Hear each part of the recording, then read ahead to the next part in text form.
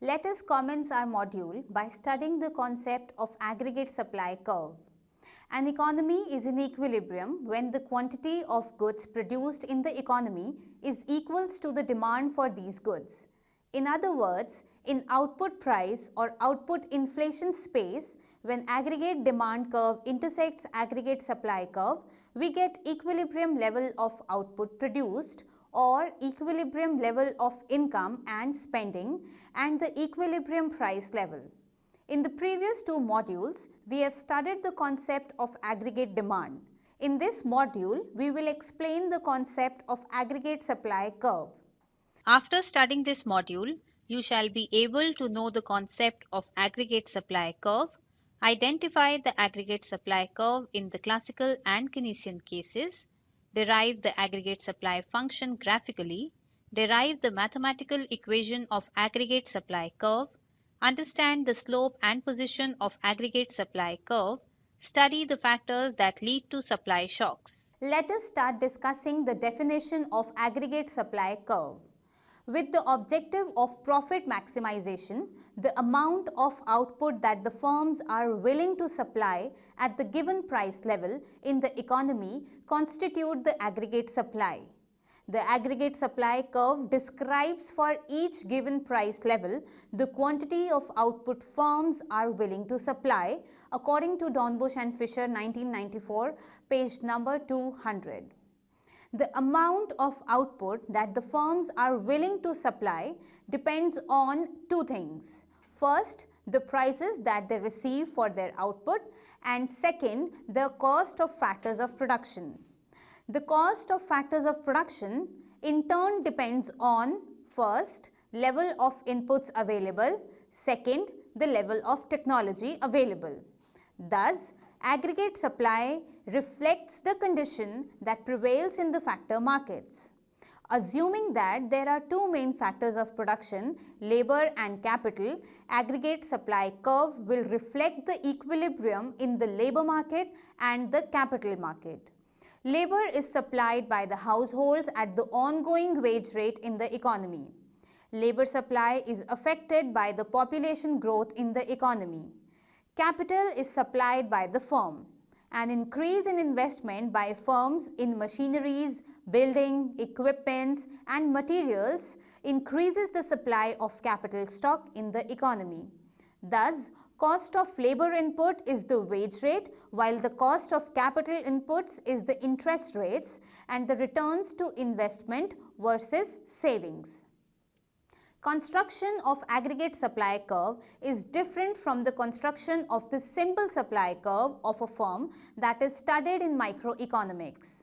At an individual firm level, an increase in the price level is not associated with the increase in the cost of factors of production. Hence, the firms are willing to supply more at higher prices, leading to an upward sloping supply curve. At the aggregate level, an increase in the price means an increase in the general price level in the economy, which also increases the price of the factors of production.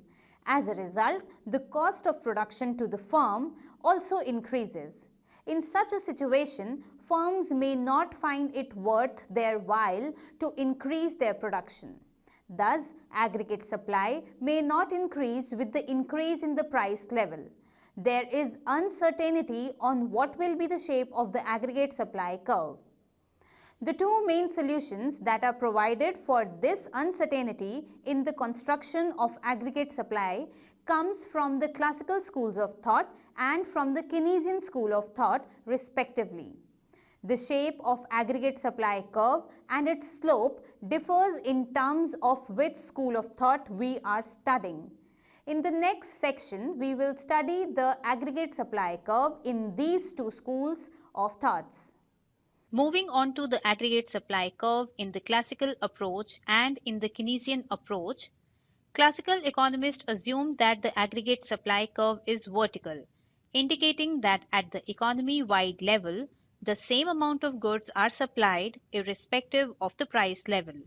Keynesian economists, on the other hand, assume that the aggregate supply curve is horizontal, indicating that the firms are willing to supply whatever amount of goods at the existing price level.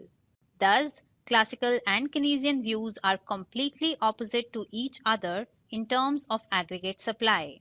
To understand why the aggregate supply curve is different in classical and Keynesian approaches, we need to understand the time framework within which these aggregate supply curves are constructed. Basically, there are two time periods giving rise to two aggregate supply curves. First, short-run analysis giving rise to short-run aggregate supply curve known as SRAS, and second is the long-run analysis giving rise to the long-run aggregate supply curve known as LRAS. Next, we will discuss the short-run aggregate supply curve or SRAS or the Keynesian aggregate supply curve.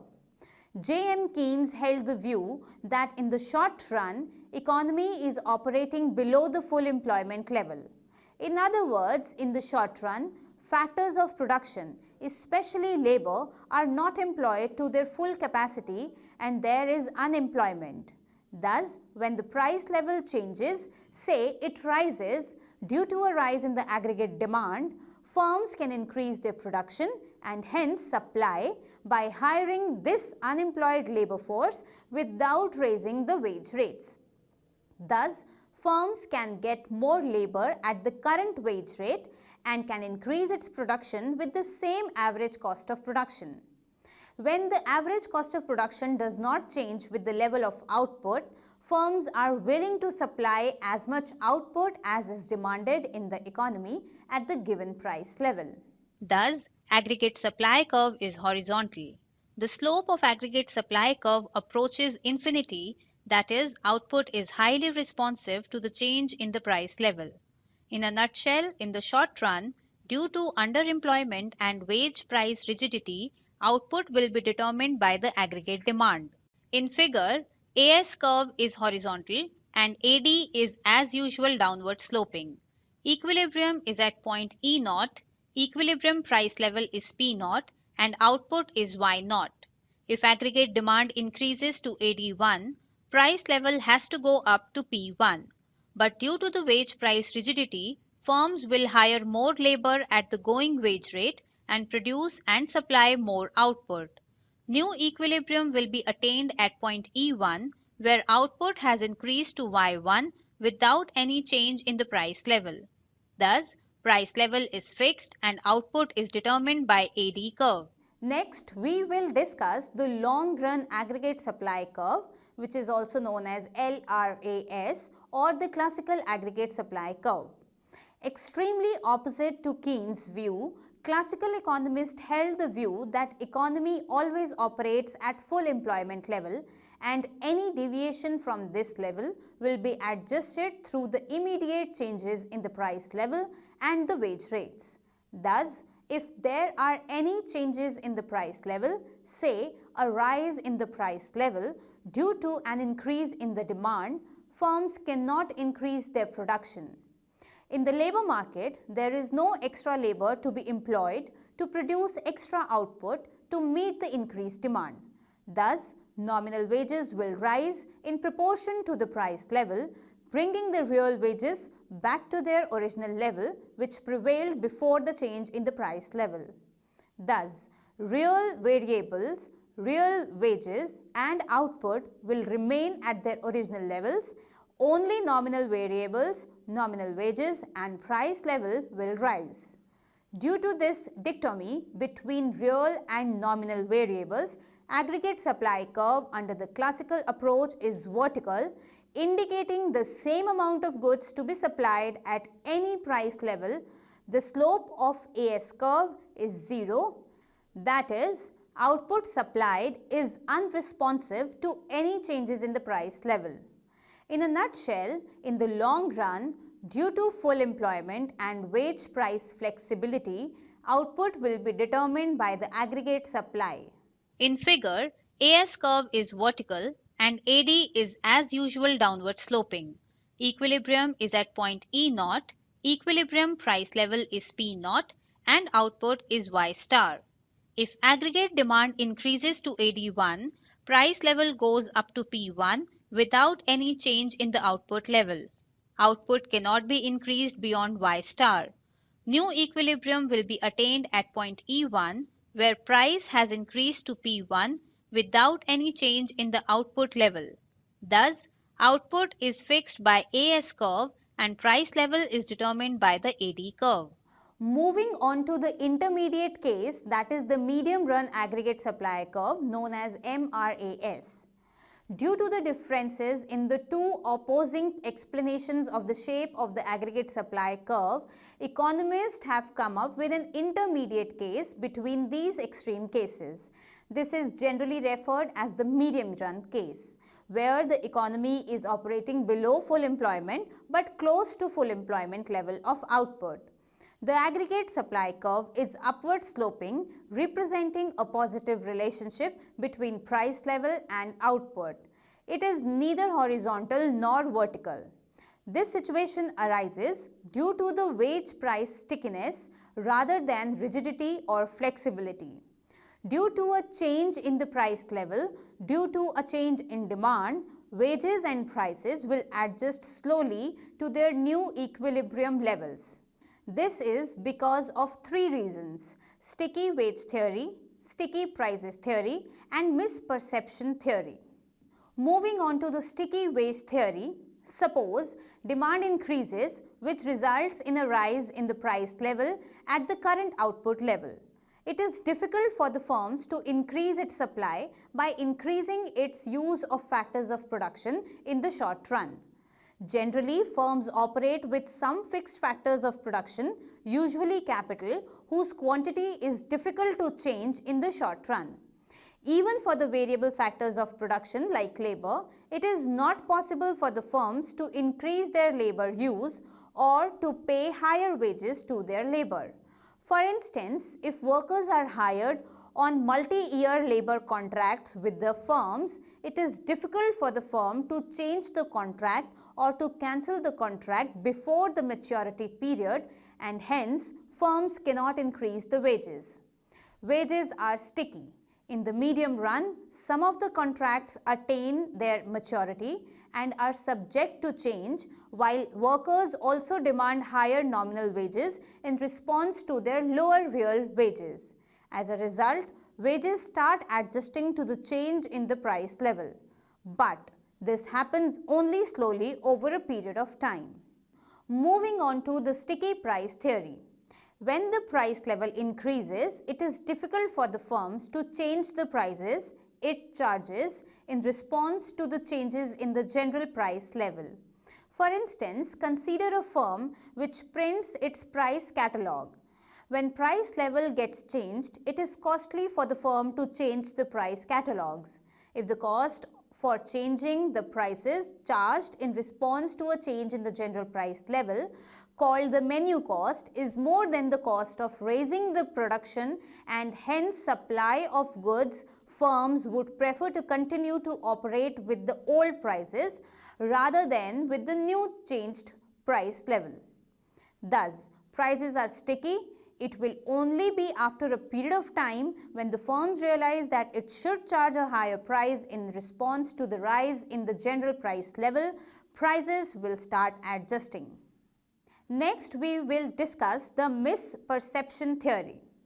In the labor market, when nominal wages go up in response to a rise in the price level, workers have a misperception that it is a rise in their real wages. As a result, they supply more labor, leading to higher level of employment at output. They continue to do so until they realize that the rise in the wages is merely a rise in the nominal wages in response to the higher price level and not a rise in the real wages. Thus, output will rise and wages will adjust slowly to the changes in the price level. Figure shows the medium run aggregate supply curve. Due to this sluggish adjustment of wages and prices, output will rise slowly, leading to the upward sloping aggregate supply curve.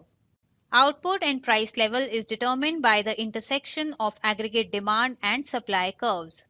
Equilibrium level of output is Y0 and the price level is P0. Let us discuss synthesis of short-run aggregate supply curve, long-run aggregate supply curve, and medium-run aggregate supply curve. The three cases for aggregate supply curves are synthesized into one single diagram. AS curve is horizontal in the short run, where wages and prices are rigid.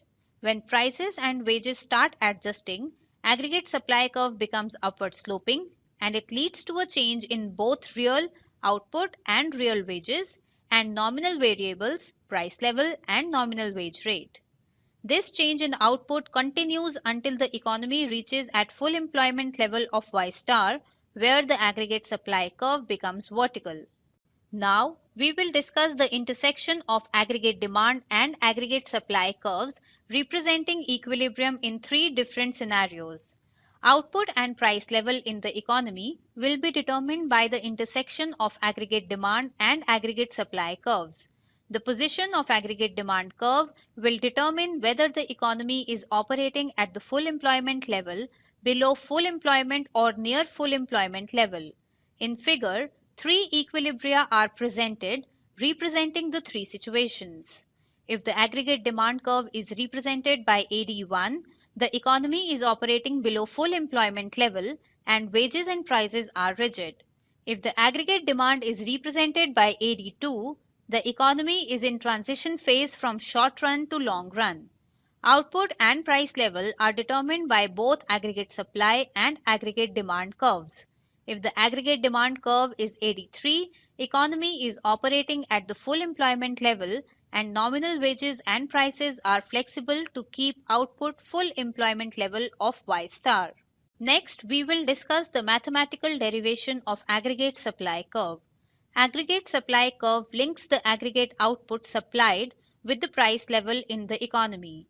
Output supplied is affected by the labor employed in the production process, which in turn is dependent on the wage rates. Thus, derivation of aggregate supply curve requires linking the labor market with the goods market.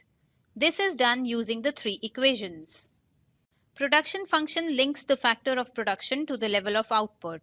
Assuming that labor is the only factor of production, the simplest production function is the one in which output is proportional to labor input given by Y is equals to A into N, where Y is the aggregate output, N is the units of labor employed, and A is the labor productivity or the amount of output produced by per unit of labor input. Moving on to linking cost and prices, firms charge a price for their output which is a markup over their cost of production.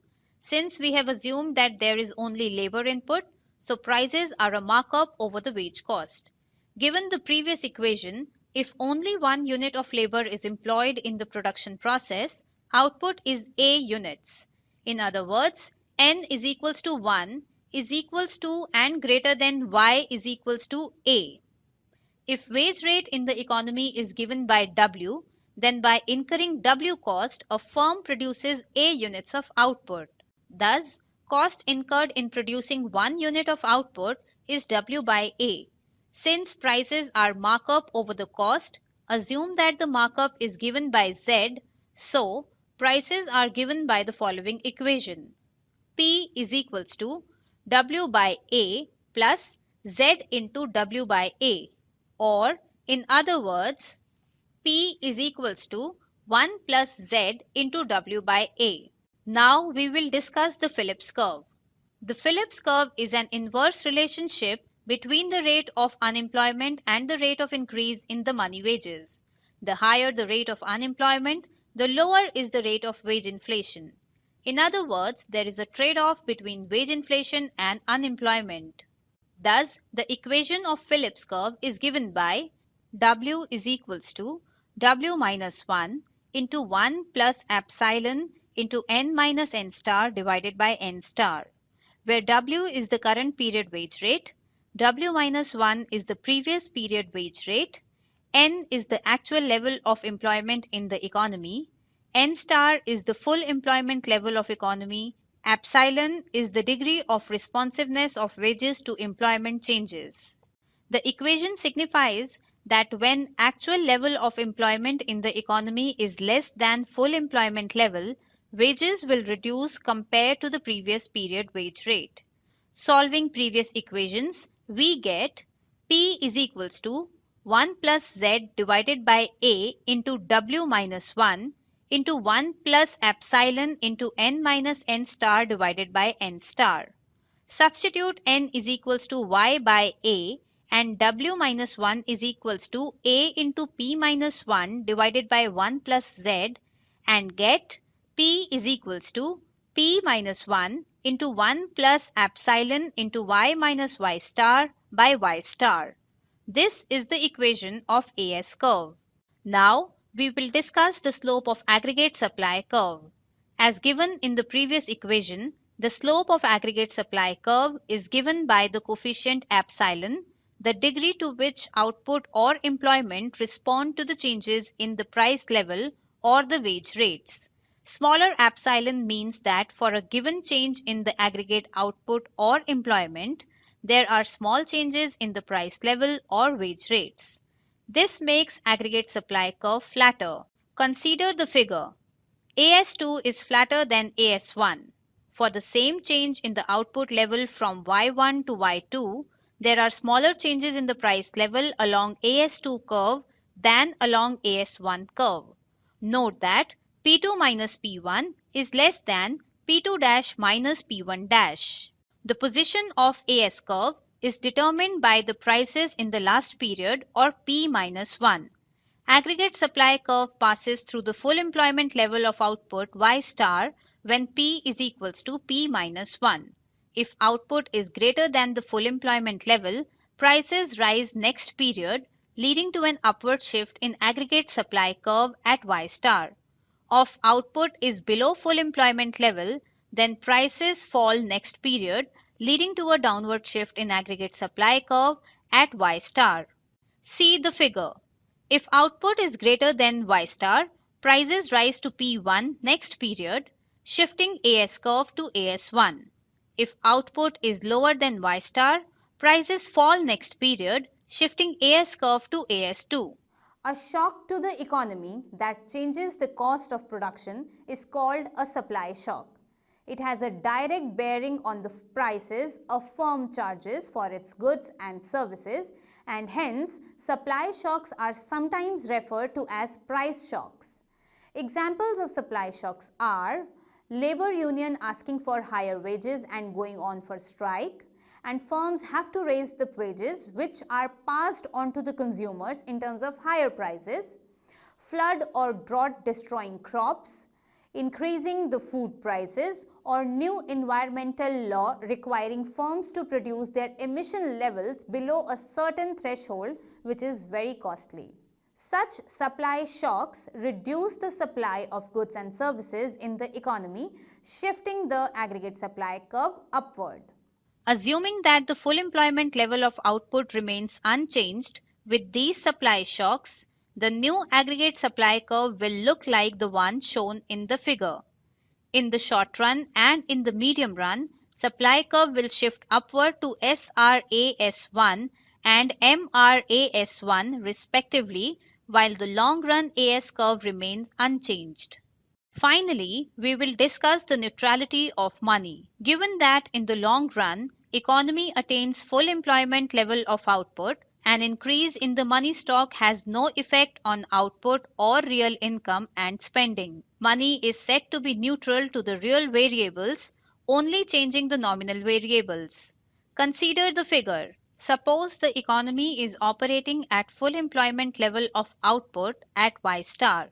An increase in the money stock shifts the aggregate demand curve rightwards proportionately. The new equilibrium should be at point E1, where output will be Y1, which is greater than Y star. Since output is above full employment level, price level will rise, raising the wage rates. In the short run and the medium run, due to workers' misperception and wage price stickiness, economy will operate above Y star. However, in the long run, prices and wages will adjust. As a result, aggregate supply curve will shift leftwards. The economy will again reach its full employment level at Y star.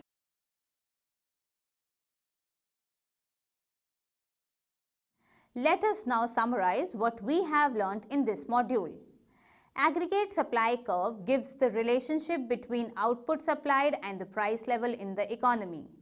In the short run, due to wage price rigidity, aggregate supply curve is horizontal and output is demand determined, which is in the Keynesian case. In the long run, due to the price wage flexibility, aggregate supply curve is vertical. Price level is demand determined, that is the case of the classical case. Money is neutral in the classical case. However, in the medium run, due to the sluggish adjustments in the wages and the prices, aggregate supply curve is upward sloping. Aggregate supply curve in this period may shift due to the changes in the last period prices, which could happen due to the supply shocks.